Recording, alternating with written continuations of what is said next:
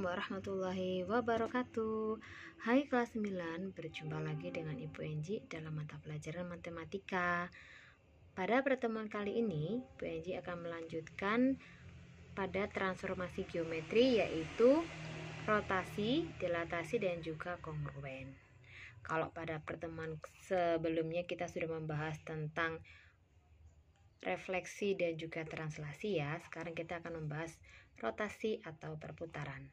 Apa sih yang dimaksud dengan rotasi atau perputaran? Rotasi itu adalah transformasi dengan memutar objek dengan arah dan sudut tertentu terhadap titik pusat rotasi. Jadi setiap rotasi itu pasti punya titik pusatnya, titik pusat rotasinya. Nah, bagaimanakah sudut tertentu dan juga titik pusat rotasinya? Ini sudah Ibu rangkumkan dalam tabel. Silahkan kalian tulis atau bisa kalian contoh juga ya. Ini ya. Ini titik awalnya semuanya adalah XY. Pusat rotasinya semuanya di titik 0,0. Sudut rotasinya ini yang berbeda-beda. Jadi kalau yang searah dengan jarum jam, maka dia sudutnya adalah negatif ya. Kalau yang berlawanan arah dengan jarum jam, maka sudut rotasinya adalah positif. Tinggal dihafalkan saja bayangan hasil rotasinya. Jadi saran dari Bu Enji, kalau untuk transformasi geometri, untuk lebih gampang mengerjakan soal-soal, ya mau tidak mau kalian harus menghafalkan rumus-rumusnya dari bayangannya ya. Jadi ini kalau yang searah dengan jarum jam, dia sudut rotasinya adalah negatif, bayangan hasil rotasinya menjadi kebalikannya ya, Y min X. Kalau yang min 180 berlawanan atau searah dengan jarum jam, maka sudut rotasinya menjadi min X, min Y, dan seterusnya. Silakan ditulis, dihafalkan juga boleh.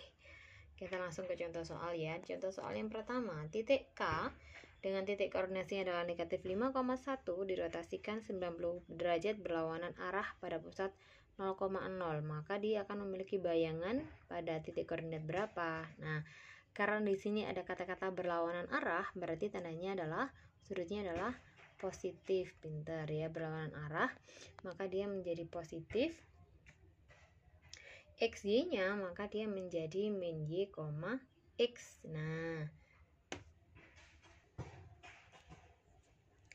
sehingga X-nya tadi adalah negatif 5,1.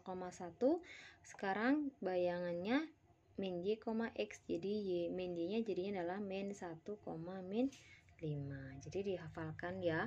Kalian menghafalkan rumus dari rotasi bayangannya ya.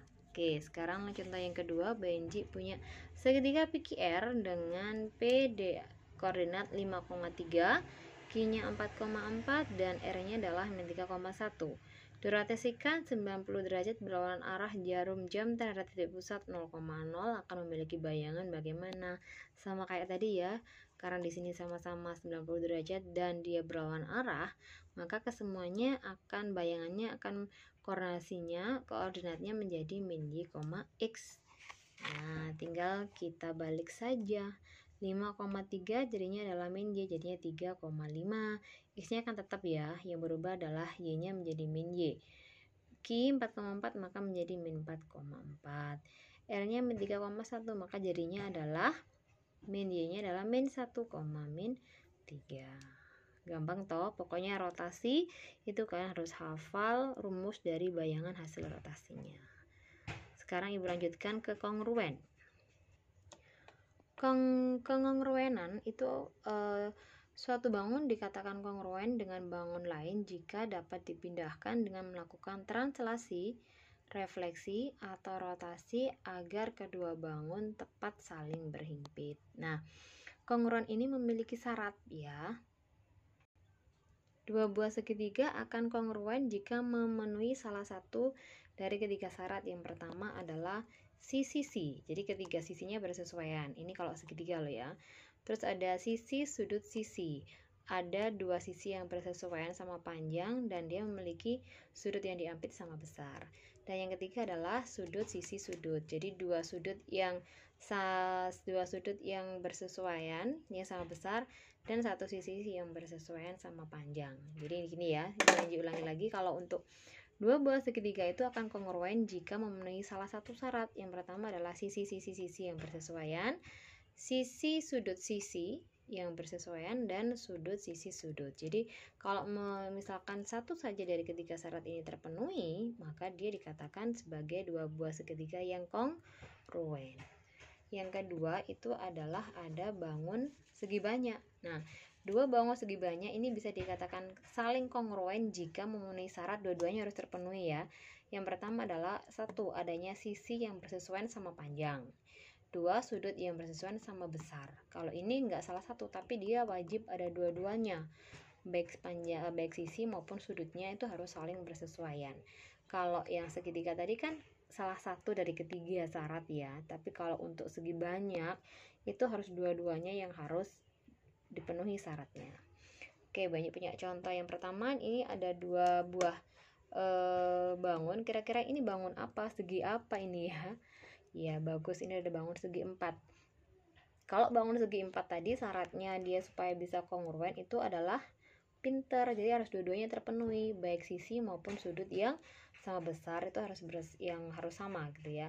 Kalau kita perhatikan di sini bangun yang pertama itu ada bangun segi 4 ABCD, bangun yang kedua ada sebangun segi 4 WXYZ ya, WXYZ. Nah, kalau kita perhatikan di sini berarti kan ada sisi yang bersesuaian, yaitu apa saja? AB dengan WX, AD dengan WZ, DC dengan ZY, dan BC dengan XY. Bersesuaian ya. Nah, berarti syarat yang pertama sudah terpenuhi. Sekarang kita cek sudut-sudutnya. Kalau kita cek di sini berarti sudut A ini kan dia bersesuaian dengan sudut W.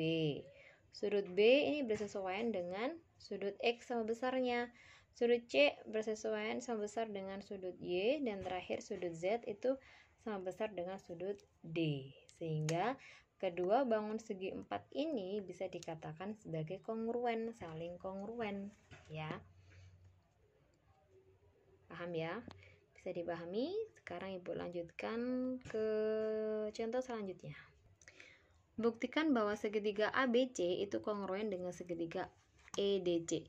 ABC itu kongruen dengan segitiga EDC. Nah, ini sudah ada tandanya kayak gini ya. Kalau ada tanda kayak gini berarti sisi tersebut adalah sama panjang. Jadi di sini bisa kita ketahui bahwa sisi BC itu pasti sama panjang dengan sisi CD.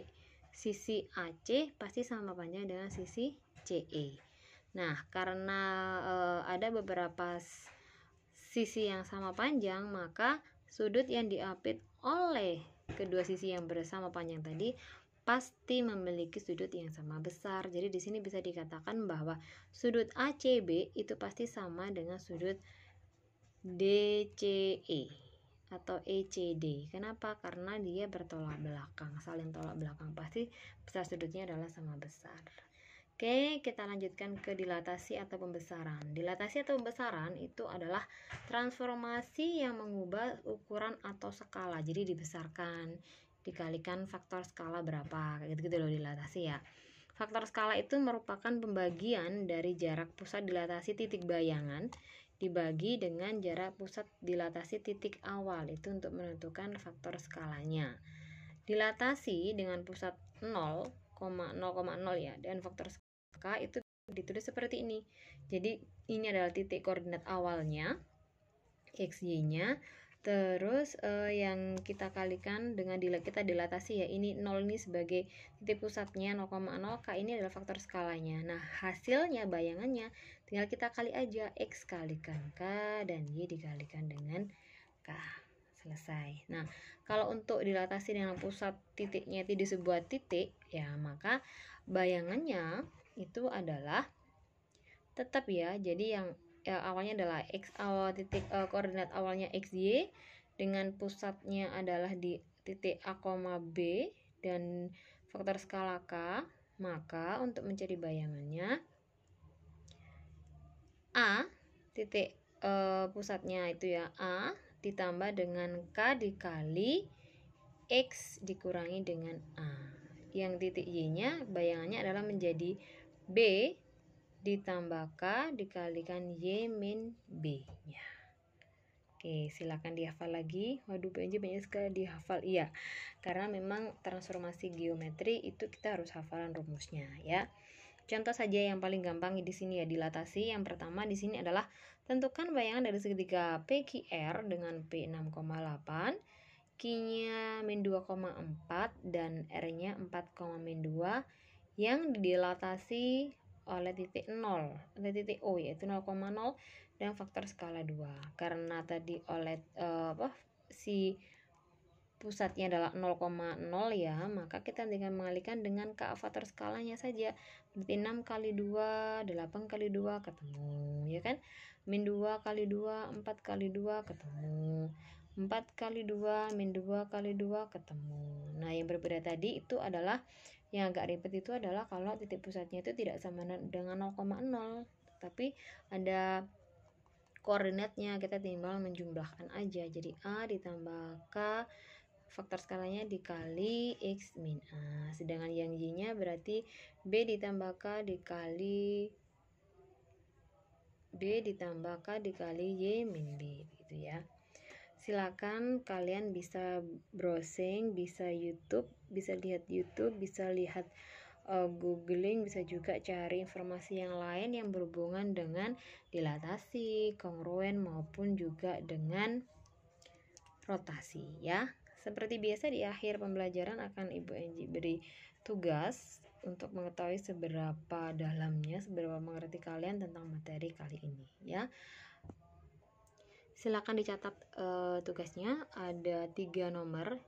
Nomor 1 berhubungan dengan rotasi, nomor 2 juga dengan rotasi, nomor 3 ini pernyataan benar atau salah. Jadi kalian tinggal mengisi benar atau salah saja dari pernyataan yang ada. Nomor 3 ini ada 4 pernyataan.